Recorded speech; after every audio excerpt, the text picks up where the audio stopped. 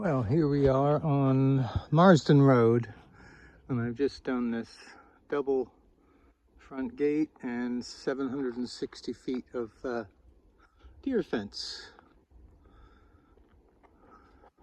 I cleared the line at the back. Look how straight that is. Whoop! Didn't get much better than that. And then double gate.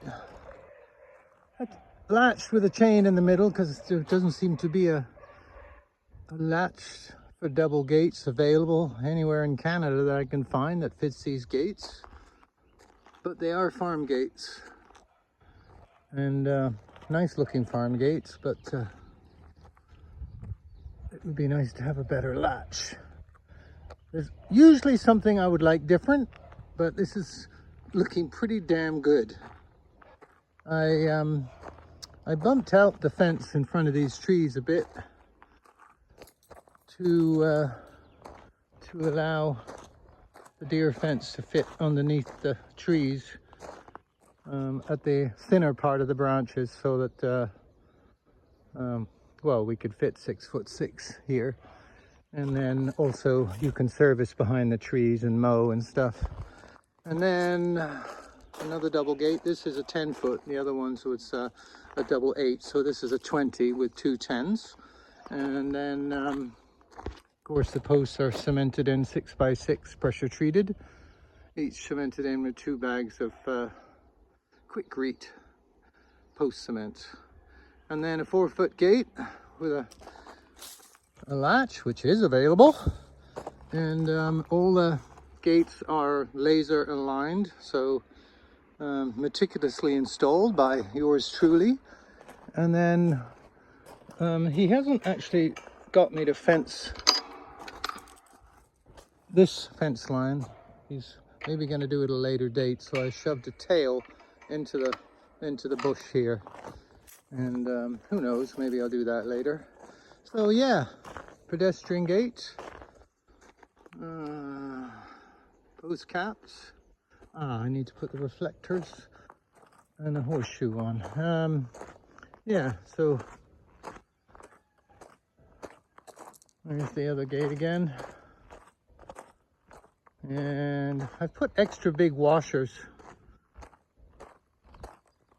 behind the bolts on both sides here. These aren't the ones that come with it. I went to Strathcona and got the biggest washers I could get and cinched them well in so that the gate hinge doesn't move. But do be aware, hinges need adjusting. And then we've got 750 feet down the side. This was dense bush down the back. This side wasn't too bad, but the septic field of the neighbor right there, so that was tricky. And then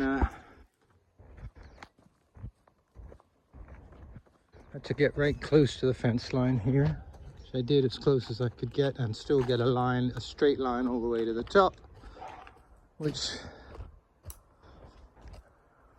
required a little bit more trimming of branches. And then into the corner, I ducked through these 2 fir trees. Took some planning to get that line dead straight to the top. And an awkward corner, so I put the other fence line outside the first post and to the corner, and then back to the inside again. Then we go, I think it was just over 330 feet to the very end here. Nice gate. I think I'll switch to the outside here. I'm getting pretty good at these gates, I tell you. Come on. Nice and level. And the fence wire actually goes over the top so that it holds everything together along with the bracing. The gate post can't split apart under the pressure, under the tension. This was a join here, and then along here, yeah, this was dense bush along here. You couldn't see 10 feet. And so in order to find the line, had to do a lot of clearing. And then, of course, I needed a clearing for the fence and then a clearing to get around the trees. So you end up with a pretty big swath. Here's the compost that we put in another gate for. And on my right is Comox Logging Road, and the other road was Marsden. And this fence line, actually, the property line curves around a bit, but I did it in 2 straight lines. So we're coming down to the turn here. Once we figured out where the fence line was, I say this was very dense. Look, there's a deer on the inside over here. I think he might regret not fencing along this side, which goes back to the gate we just came from, the main gates. Hello, Mr. Deer, or Mrs. Deer. Because, yeah, and there it terminates onto a tail, which I just tacked to the power pole.